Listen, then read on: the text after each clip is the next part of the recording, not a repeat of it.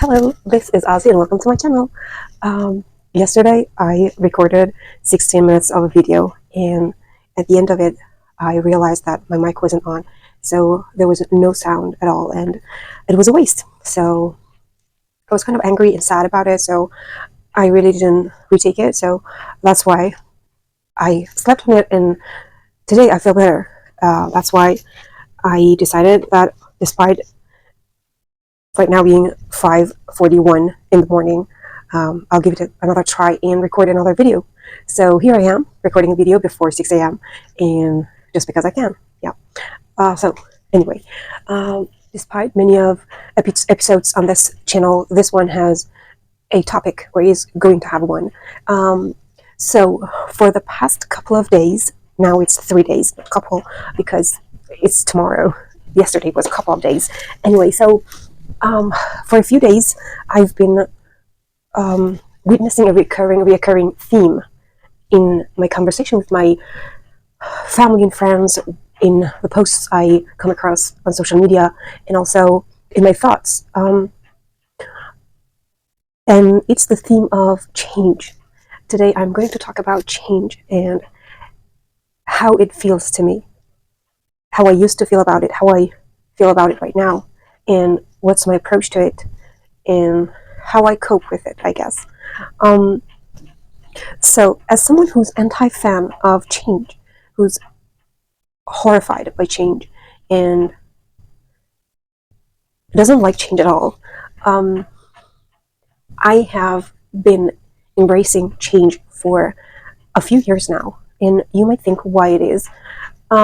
After hearing this quote from Yoongi of BTS, I realized that how important it is to change, and how we have no control over it, and how it's a positive thing, mostly, for the most part of it. So the quote I heard from him was, I'm not sure about the right wording, but I'll write it on the caption or on the video later on while editing it.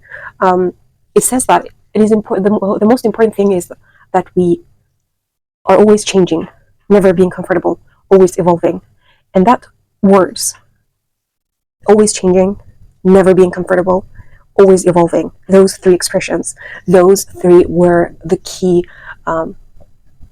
words for me, or mostly the evolving part and never being comfortable part. Those two were the most eye-catching words for me, and I realized how I was stupid to think that change was a bad thing. Or, you see, when I say change, any change, like changing the furniture of the house, it makes me uncomfortable. Changing the color of the pencil I mostly use is uncomfortable for me.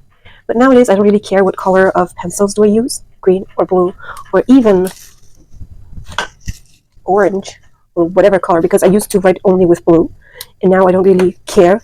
I just grab whatever pencil or pen I can reach out to, and that's how I've changed. I used to be someone who was really, really avoidant. I think, if it's a real word, I was avoiding change at all costs. But nowadays, I embrace it. I let it come to me. And you might think I like change now. No, I don't. I don't like it. It makes me uncomfortable still. It terrifies me. And the thing is, I'm afraid of it. But I embrace it because it's necessary. It's something that keeps me growing, keeps me becoming more, makes me something or someone better. Not always, but most of the times. And those times really worth it. So that's why I'm not really afraid. I don't really mind it nowadays. I'm afraid of it, but I don't mind it. The next quote that I came across recently, and it was about change. It was sort of about change, but I interpreted it as something about the change, because these days I'm trying to make a very big decision for my life, and it's a big change. It's going to be a huge change, and I'm naturally very afraid of it, terrified of it, and I don't know whether I should make that decision or not. That's why I felt kind of lost, and to be honest, I didn't know where to start, where to begin, what path to choose, and what road to follow. But after hearing about this quote by Rumi, I felt kind of at ease, and I was like, I now know what to do. It says that as you walk on the path appears, or something like that. I should check it, but it basically says that there is no path for you to choose from. There is no road ready made for you. And once you take that first step and the second one, you've already, after a while, you look back and you see that you have created a path. And that's a very important thing because it shows us the importance of, I'm sorry, I'm trying to get my proxy working for my next quote. But yeah, it shows how it's important for you to take that first step and the next one and creating the path for you and only you, a path that no one ever walked before you. And it kind of is reassuring because this way you don't have to feel afraid of making mistakes or taking the wrong turn, because there is no wrong turn. It's the first time path, and it's a path that no one has ever walked before you. And everything is okay. It might be hard, it might not be as beautiful and pretty, but it's your path, and that's the important thing. So that quote made me realize that, I should take that first step. It doesn't matter which path, which road, as long as I walk, and as long as I continue walking, I'm in the right path. So that's why I decided to just move forward and not stay where I am right now. And that's the evolving thing, I guess. It might not be pretty, it might not be beautiful, it might not be easy, but it's going to be okay. It's going to be, the outcome, the result is going to be hopefully very pretty and worth it. So I'm counting on it. And the next one that triggered yesterday's recording was a post from my dear friend, my best friend, one of my best friends. She posted on her daily channel that a picture, a poem, and captioned it as a poem that makes you either very sad or very happy. And the poem reads, "Isn't it funny how day by day nothing changes, but when you look back, everything is different?" It's a poem by C.S. Lewis. It is, again, I think, about the change, about how we live our lives very dully sometimes. We are always complaining about how our days are the same and we're living the same life over and over again every day, and nothing is changing. But after a while, when we look back and when we look at ourselves now versus ourselves before, there is a change.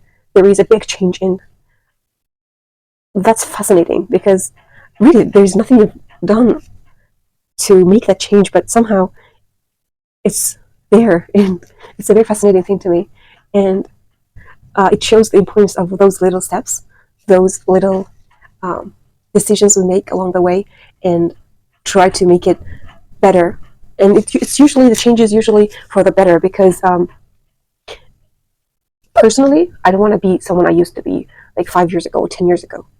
I might have been happy, but I wasn't this aware, and it really is a sad thing for me, being this aware of my surrounding, the world. But it's also a beautiful thing, in my opinion, because it really makes you see things that you were blind before, and you couldn't see, before. And it's really something I admire about the change of personality, because mostly we learn along our lives from the mistakes, from the decisions we've made, and it's like those lessons, those small lessons, like choosing the wrong flavor of an ice cream, or forgetting to bring an umbrella on a rainy day. Those little things, those little miscellaneous, I guess is the word, things, somehow turn out to be about a great change. And don't be afraid to make mistakes, I guess, because in the end, they will teach you a lesson, which will help you to grow. And that's what I wanted to say. Change is a good thing. It is scary, it is uncomfortable, it is sometimes ugly, but the outcome is mostly worth it, and it's pretty. So yeah, again, I've talked for 16 minutes, and I will edit it and I will make it shorter for you to watch it comfortably. I know it's uncomfortable to see me and hear me talking this slow. That's why I kind of play with the speed all the time and like cut here and there and try to make it more fun, I guess. Yeah. And I don't know what should I read for you guys, so I'm going to just read this one book that I'm reading. Yesterday I read something in Korean, but today I'm going to read this book, Before the Coffee Gets Cold, by Toshikazu Kawaguchi. I've read a few pages of it already on the Twitter, and now I'm going to read it. Read one page or something. I don't want it to be very long. Okay. She wanted a convincing explanation as to why this unbelievable rule existed, that there is nothing you can do while in the past that will change the present. The only explanation that Kazu would give was to say, because that's the rule. Was she trying to tease her in a friendly way by not telling her the reason? Or was it a difficult concept that she was unable to explain? Or perhaps she didn't understand the reason either, as her casual expression seemed to suggest. Hirai seemed to be relishing the sight of Fumiko's expression. Tough luck, she said, exhaling a plume of smoke with obvious pleasure.